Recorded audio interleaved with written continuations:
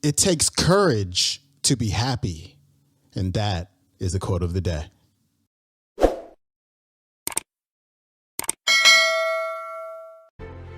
Welcome back to the Quote of the Day show. I'm your host, Sean Croxton of SeanCroxton.com. Today's featured speaker is Loretta Laroche. And I love this one because you know what I think?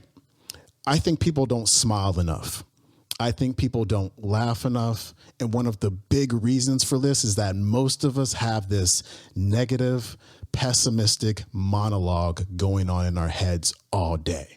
And when you've got that monologue going on in your head all day, and when you're outwardly speaking that monologue as well, it becomes really hard to smile. It becomes really hard to laugh. So in today's clip, Loretta's going to talk about becoming more optimistic, not Pollyanna, but becoming more optimistic about life, seeing life in a different way.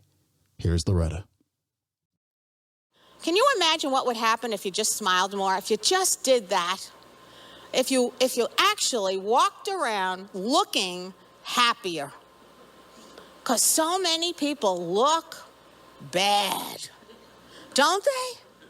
Yeah, always like they're almost going to a funeral all the time. And they're on dial tone. You say, how are you?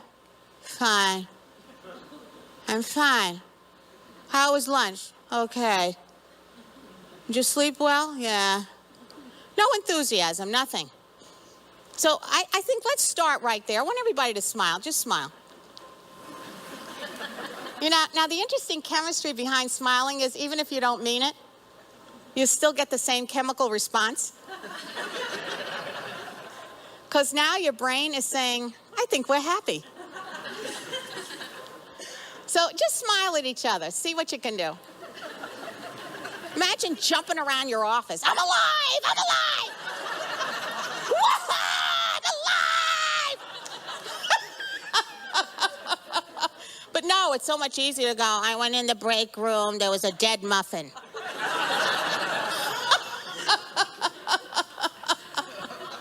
Now, how does this all, how can we get there? Is it easy? No. It takes courage to be happy. Do you know that? Do you know it takes courage to be happy? It's not hard to be a whining mass of flesh, pawning your wares in every area that you enter.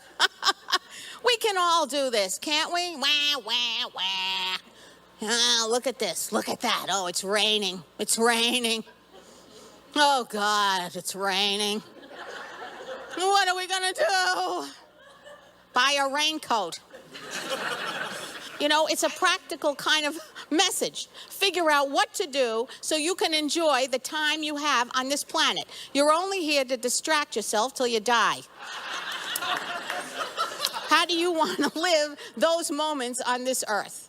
The first step is to examine your explanatory style.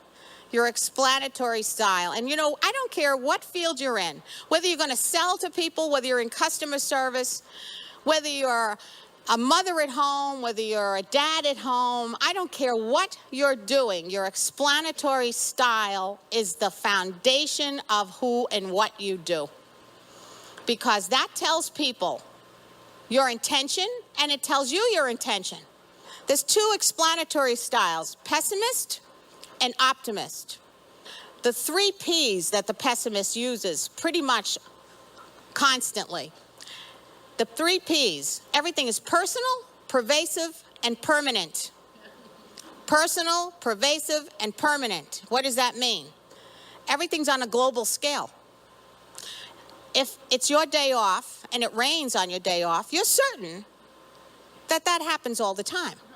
Here's the rhetoric. This happens all the time. Do you know this happens all the time to me? Every time I have a day off, it rains. So suddenly there's a plot.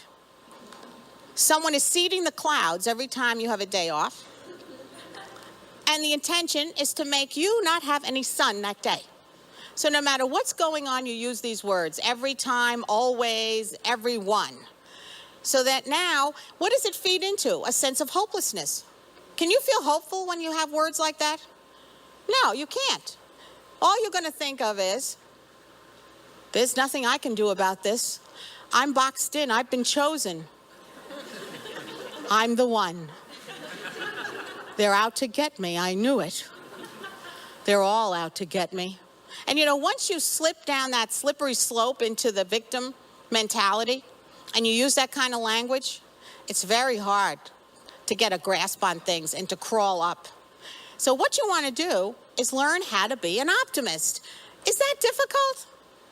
Well, not as difficult as you would perceive, because we're not talking about being a Pollyanna. People really misjudge the word optimism, and they use the Pollyanna kind of mentality. We're not talking about that. Pollyannas are ineffective and passive. What does a Pollyanna do? It walks around seeing nothing, observing nothing, and thinking that it's all okay. Oh, it's fine. Oh, your arm fell off? You do have another one, don't you? No, an optimist is a resilient individual. I wish that more workplaces would do workshops on optimism, because they wouldn't have to spend the millions of dollars they spend on sending the average person to workshops on how to deal with difficult people. Difficult people would go to the optimism class and leave the other natural, normal people alone. Optimism is actually quite easy to embrace. It starts as soon as you open your eyes.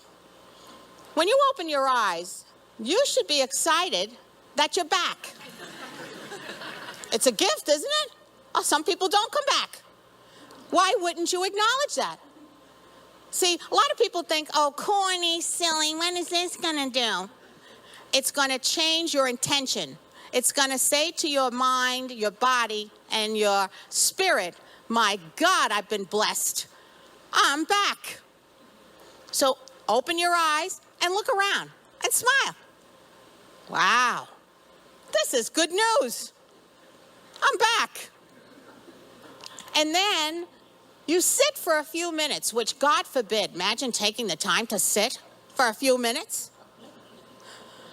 And make your agenda for the day mentally. Think about, what is it I can do today to give myself the best of days? How am I gonna fulfill my dreams? How am I gonna live my passions? How am I gonna go through this day and make it the most exciting day I can possibly make? Because it could be the only day.